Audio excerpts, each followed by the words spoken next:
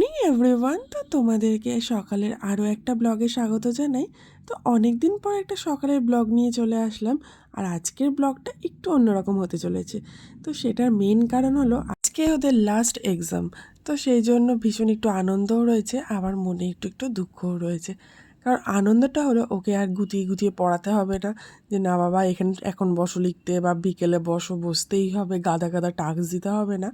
আর দুঃখ কেটা সেটা হলো আসলে মেয়ে এখন কেজি ক্লাসে পড়ে, এখন ওয়ানে উঠবে। তো কে কোথায় থাকবে না থাকবে, আমাদের এক বছরের যে মানে যে বাচ্চার মাদের যে বন্ডিংটা আছে, সেই বন্ডিংটা আদৌ থাকবে কিনা সেটাই হলো কথা। আসলে কি বলতো, এক বছর ধরে যাতায়াত করতে করতে মানে সবার সাথে একটা বন্ধুত্বপূর্ণ সম্পর্ক হয়ে গেছে। আসলে এরপরে কে কোথায় থাকবে সেটাই হলো কথা। তো কি আর করা যাবে, সময় তো এভাবেই চলে যায়। আর তো কিছু করার নেই, ভালো কিছুর অপেক্ষায় তো দিন গুনতেই হয় আমাদের। তো কী আর করা যাবে, দেখা যাক কী হয়। তো এর জন্য দেখো মেয়েকে স্কুল দিয়ে এসেই আমি চলে এসেছি নানা কাজে। আমরা যখন স্কুলে পড়তাম তখন ক্লাস 4 অবধি একটা স্কুল ছিল, আর তারপর 5 থেকে 12 অবধি আরেকটা স্কুল। কিন্তু এখন না মানে কি বলবো, আসলে স্কুলের আগে না সেরকম না কোনো কম্পিটিশনও সেরকমভাবে ছিল না।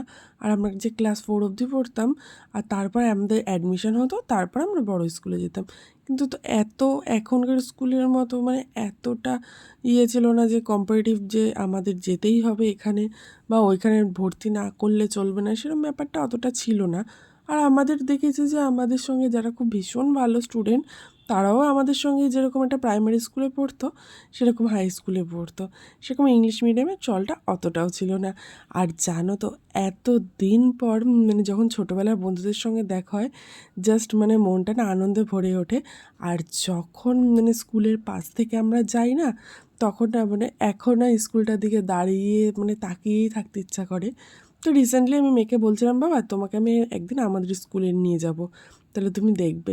আর আগে কী হতো, যখন আমাদের স্কুলে পড়তাম তখন কে জানলার ধারে বসবে, তো সেই নিয়ে একটা মানে ঝগড়া লাগতো, কারণ তাহলে একটু রাস্তাটা দেখতে পাবো। আর এখন রাস্তা দিয়ে দাঁড়ালেই না আমাদের স্কুলটার দিকে চোখ পড়ে। আর তার থেকে বড় কথা কী বলো তো, আমাদের স্কুলে মানে যেই মানে গেটটা দিয়ে আমরা ঢুকতাম, আজকে সেইখানে দাঁড়িয়ে সেই গেটটা দিয়ে ঢোকার আর অধিকারটা নেই। ঠিক টাইমে যে ঢুকবো সে মানে এই জিনিসগুলো আমি ভীষণ পরিমাণে মিস করি। আমি জানি না যে মানুষ কী মিস করে, কিন্তু আমি স্কুল লাইফটা ভীষণ মিস করি। কারণ আমার কাছে স্কুল লাইফটাই হলো সবথেকে বেশি মজাদার। কলেজ লাইফটা একটা অন্যরকম, কিন্তু but school life is school life. মানে আমার আর একটা বান্ধবীর মানে সেখানে সবসময় একটা হায়েস্ট অ্যাটেন্ডেন্স থাকতো, কারণ আমরা স্কুল কামাই করতাম না। এখন মনে হয় যে সত্যি না কামাই করেই ভালো হয়েছে, তাহলে দিনগুলো কী সুন্দর ছবির মতো ভেসে ওঠে। আর আগে না আমাদের মানে টিচার্স ডে বলো, তারপরে মানে স্বাধীনতা দিবস বলো, এই জায়গাগুলোতে না আমাদের এখানে মানে এখনকার দিনে স্কুলগুলো ছুটি থাকে। বিশেষ করে আমার মেয়ের স্কুল তো ছুটিই থাকে। ওরা সরস্বতী পুজোটা কি জানে না, ইভেন 15ই আগস্টে ছুটি থাকে, এবং তারপরে টিচার্স ডেতে ছুটি থাকে। কিন্তু আমাদের সময় নানা প্রোগ্রাম হতো।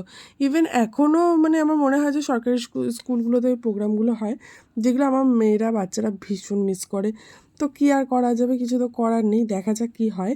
তো এখানে দেখো এর জন্য আমি তোমাদের সাথে অনেক স্কুলের ঘটনা শেয়ার করলাম। তো আরেকটা ঘটনা শেয়ার করি চলো। আগের মতো তো এখনও দেখো মানে মাধ্যমিকের পর তো 11-12 আলাদা স্কুলে অ্যাডমিশান নেয়। তো সেরকম আমাদের স্কুলটা যেহেতু 12 ছিল, আর আমাদের স্কুলে মানে বড়দির মানে কথা ছিল যে আগে মানে যে স্কুলের স্টুডেন্ট তাদের আগে চান্স দেওয়া হবে, বাকিদের পরে। তো সেরকমই যে আমাদের এপিসি গার্লস থেকে একটা মেয়ে এসেছিলো। তো মেয়েটার সঙ্গে প্রায় 10 বছর পর দেখা। মেয়েটার সঙ্গে যে খুব একটা কথা বলতাম সেটা না, কিন্তু মুখটা চেনা। তো এতদিন পর আজকে হঠাৎ করে রাস্তায় দেখা হয়েছে। তো ও আমাকে স্বাভাবিক চিনতে পারেনি, কিন্তু আমার না মুখটা চেনা চেনা লাগছে। এবার ভাবছি তো কথা বলবো কি বলবো না। মানে সাহস করে একটু বললাম, কি তুমি কি এপিসি গার্লসে পড়তে? তখন বলছে যে হ্যাঁ। তো এরপর আমি স্কুলে পড়তাম, বলে হ্যাঁ আমি তো স্কুলেই পড়তাম। তো এর জন্য আর কি তখন মেয়েটা আমাকে চিনতেই পারিনি। তখন আমি বললাম যে তুমি কি এই ব্যাচের মধ্যে পড়তে? তখন বলছে হ্যাঁ হ্যাঁ হ্যাঁ। তখন এবার মেয়েটা বুঝতে পারলো, তখন বলছে এই মা আমি না সত্যি তোকে চিনতে পারিনি। আসলে আমার বিয়ে হয়ে গেছে প্রায় 7 বছর, যেখানে মেয়েটার এখনো বিয়েই হয়নি। কিন্তু ও নিজে বললো যে না এরকমভাবে কে কজন বলে দেখি। কথাটাও ঠিক, সত্যি কথা। আর এ দেখো এখানে আমার সমস্ত বাসি কাজ হয়ে বাবার জন্য রান্না ঠান্না করে সমস্ত কিছু করার পর আমরা ড্রেস চেঞ্জ করে একটুখানি ইয়েতে গেছিলাম, স্কুলে গেছিলাম আনতে। আর আজকে যেহেতু শেষ দিন ছিল, তো স্কুলে সবাই বলছিল যে তাহলে একটু আবির খেলা হোক। এখানে দেখো সবাই মিলে একটু হালকা আবিরের ছোঁয়া দিলাম, কারণ বসন্তের দিন, তার সামনেই হোলি আসছে। আমাদের রং খেলতে দেখে মানে পাশাপাশি লোকগুলো না হা করে তাকিয়েছে, হ্যাঁ এখনও তো হোলির তো এতদিন বাকি, তাহলে কেন এরকমভাবে রং খেলছে। আর আমার মেয়ে তো বিশ্বাস করো পুরো কেঁদেই অস্থির যে কেন আমাকে রং মাখিয়ে দিল। কথাটাও ঠিক, সত্যি ওকে কেন রং মাখিয়ে দিয়েছে। আসলে অবশ্যইভাবে কখনো রং খেলেনি। আসলে আমরা তো একদম মানে হোলির দিন একদম মানে গায়ে চুপচুপে তেল নিয়ে একদম বেরিয়ে পড়তো, আর আমি হোলিটা ভীষণ এনজয় করি।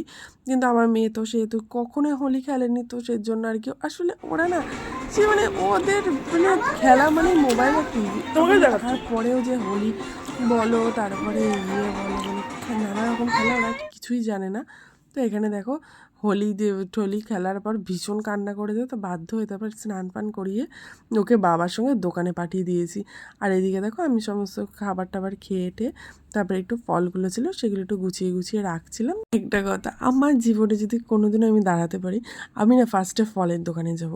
আমার না ফল খেতে ভীষণ ভালো লাগে, কিন্তু সবসময় না সামর্থ্য হয়ে ওঠে না ফল খাবার। তার জন্য আমি মানে এখানে আমি এখনও অবধি, কেউ বিশ্বাস করবে নাকি জানি না, আমি এখনও অবধি শীতকাল চলে গেল আমি কিন্তু কমলা লেবু সেভাবে খাইনি।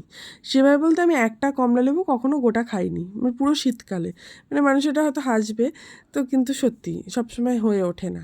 যাই হোক, অনেক বকবক করে দিলাম তোমাদের সঙ্গে আজকে এইটুকুই। আবার দেখা হচ্ছে কালকে নেক্সট ব্লগে। ভালো লাগলে লাইক অ্যান্ড সাবস্ক্রাইব।